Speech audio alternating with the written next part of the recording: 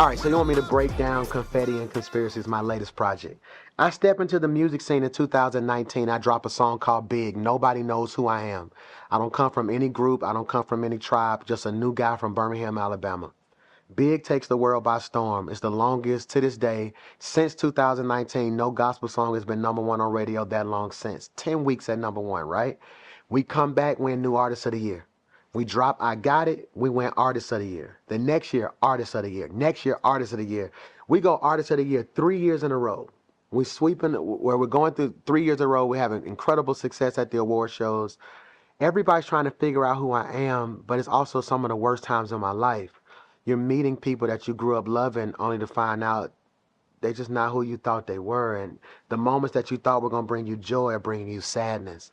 You know, I can remember winning Artist of the Year in Atlanta, and I met part of my team out there in the middle of the street in Atlanta, and we just sat there and talked. And I got to the hotel room, and this overwhelming sense of anxiety and depression hit me. Like, it was like the lowest night of my, because I couldn't figure out what was next. You know what I'm saying? It's like I'm looking at my phone, and you know how you create these weird, in my head, my phone was finna ring from like all my idols. Boy, we proud of you. Hey, man, we so excited. And I'm looking at now, it's 3 a.m. It ain't wrong. It's 5 a.m. It ain't wrong. Now I'm getting text message, man, keep your head up. Like, what I got to keep my head up for? Then you go to social media and people saying slick stuff.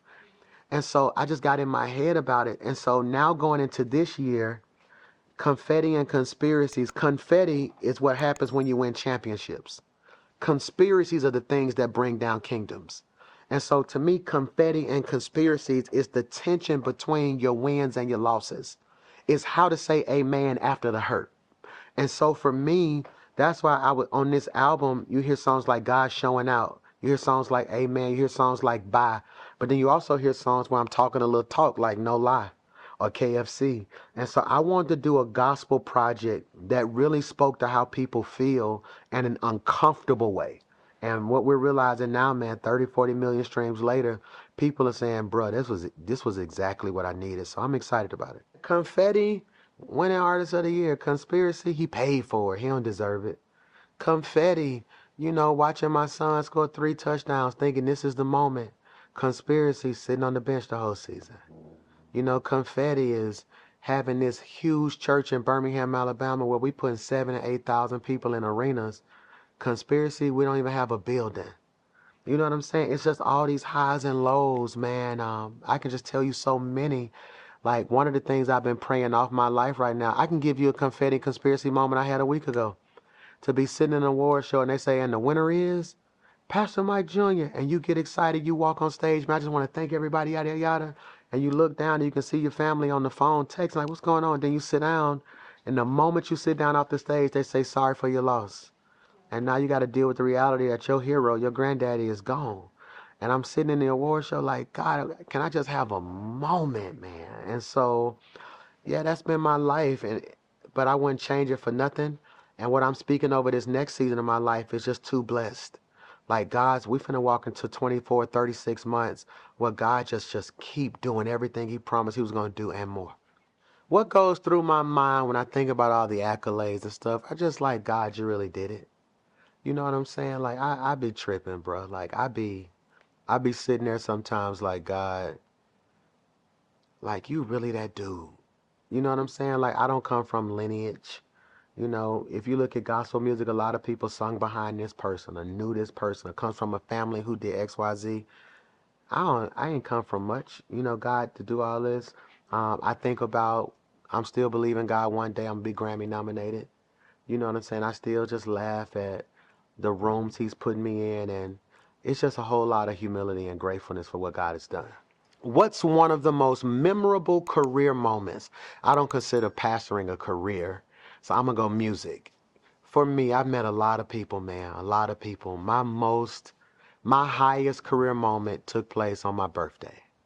Seeing Adia win New Artist, seeing T.O. win music video, T.O., Dre, Kevin, being on stage at rehearsal for BT, and like seeing Da Vinci's name card. Whenever you go to an award show, they put your name and your picture in your seat.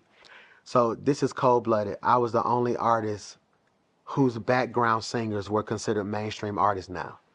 You know what I'm saying? So I'm sitting there looking like my people own. And to me, that's the highest compliment you can give somebody. They told me if you want to see if a man is a good man, look at his woman. How she carry herself, how that's when you know he taking care of his business. For me, if you want to know if a leader's a good leader, look at his people.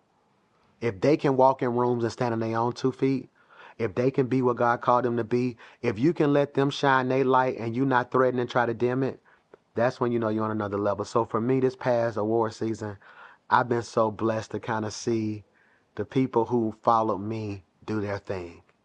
One of the lessons that I'm learning still as a pastor and a leader is forgiveness and reconciliation. I don't have the luxury of holding a grudge. And that's not fair, but it's my reality. You know, if somebody do you wrong, you can literally say, you know what, forget them, I don't need you. Because of where I sit, there's an overwhelming conviction on everything I do. There are people who have lied on me, disrespected me, used me, abused me, whatever you want to say. And every part of me be like, bruh, I am done with you. And then I hear that voice in the back of my head saying, all I've done for you, model me. And I just, hey man, love y'all, man. God bless you. And so that's one of the lessons I'm learning is humility. I'm learning reconciliation. I'm learning forgiveness. But if I had to put all of that into one statement, I'm learning that I can forgive you and not give you access at the same time. That's the thing. Like, it's like, hey, yes, what you did hurt. Yes, I understand you was going through. Yes, it wasn't fair. Yes, I could have been better. I forgive you. That don't mean you come back to my house. That don't mean we finna be in group texts. That don't mean we finna go kick it. That just means I'm letting go of the hurt. But see, this is good. The person you hurt don't exist no more. So the friend you think you coming back to, that person gone. You killed that person.